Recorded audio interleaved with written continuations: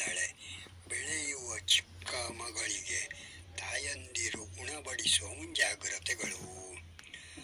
ಮಗಳೇ ಮಗಳೇ ನೀ ದೊಡ್ಡವಳಾಗಿದ್ದಿ, ಮಗಳೇ ಮಗಳೇ ನೀ ದೊಡ್ಡವಳಾಗಿದ್ದಿ, ಇನ್ಮೇಲೆ ನೀನು ಬಹುಜಾಗ್ರತೆಯಲ್ಲಿ ಯಾವಾಗಲೂ ಇರಬೇಕು. ಹುಡುಗ ಗಂಡಸರೊಡನೆ ಮುಟ್ಟದಿರುವಂತಿರಬೇಕು.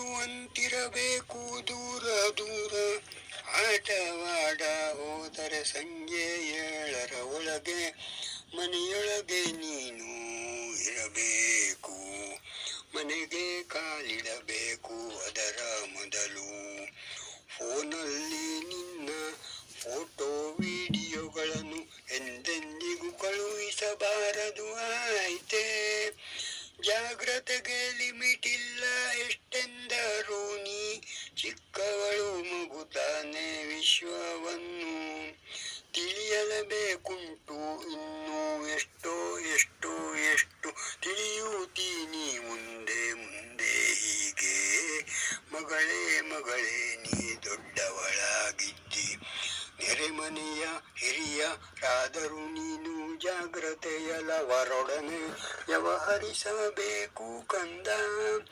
ಅಲ್ಲಿ ಇತರೆ ಹೆಂಗಸರು ಇರುವರೋ ಎಂದು ಗಮನವ ಕೊಡಬೇಕು ಯಾವಾಗಲೂ. ಇರದಿದ್ದರೆ ನೀನು ಒಳ ಹೋಗದಿರುವುದೇ ಲೇಸು. ಹೋಗಬೇಕಾದರೂ ನಿನ್ನ ತಮ್ಮ ತಂಗಿ ಅಕ್ಕ ಇತರೆ ಯಾರಾದರೂ ಸರಿಯೇ, ನೀನು ಜೊತೆಯಾಗಿ ಹೋದರೆ ಸರಿಯಾದ ಮಾರ್ಗ. ನಿನ್ನ ಸಹಪಾಠಿಯೋ ಇತರೆ ಸ್ನೇಹಿತೆಯೋ ಅವರನ್ನು ಸರಿಯಾಗಿ ಅರ್ಥೈಸಿಕೋ. ಪೂರ್ಣವಾಗಿ ನಂಬದಿರು, ಇದು ನಿನ್ನ ಉಳಿವಿಕೆಗೆ ಸಹಕಾರಿಯಾಗುತ್ತದೆ.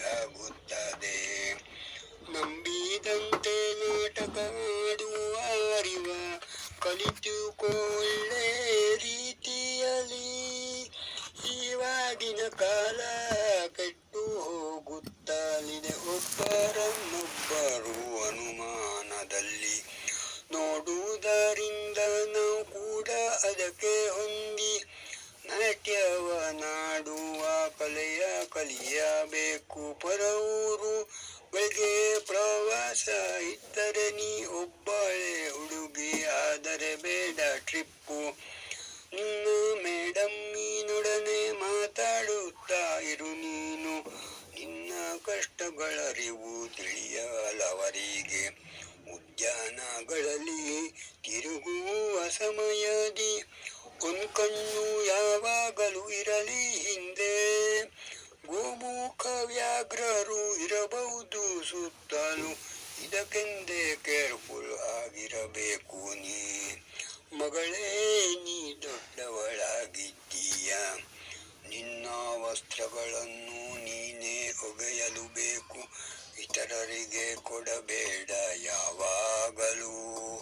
ಒಣಗಿದ ವಸ್ತ್ರಗಳ ತರುವುದು ನಿನ್ ಕೆಲಸ, ತಾಯಿಗೆ ಅಜ್ಜಿಗೆ ಕೃತಜ್ಞಳಾಗು. ಮಗಳೇ ನೀಗ ದೊಡ್ಡವಳು, ಹೆದರಬೇಡ ನೀ ದೊಡ್ಡವಳೆಂದು. ವಾಸ್ತವ್ಯ ಇದು ಸ್ತ್ರೀ ಸಂಕುಲಕ್ಕೆ. ವಾಹನ ಚಲಾವಣೆ ಮಾಡುವಾಗಲೂ ಬಲು ಜಾಗ್ರತೆಯಲ್ಲಿ ಇರಬೇಕು, ಬಲು ಜಾಗ್ರತೆಯಲ್ಲಿ ಇರಬೇಕು.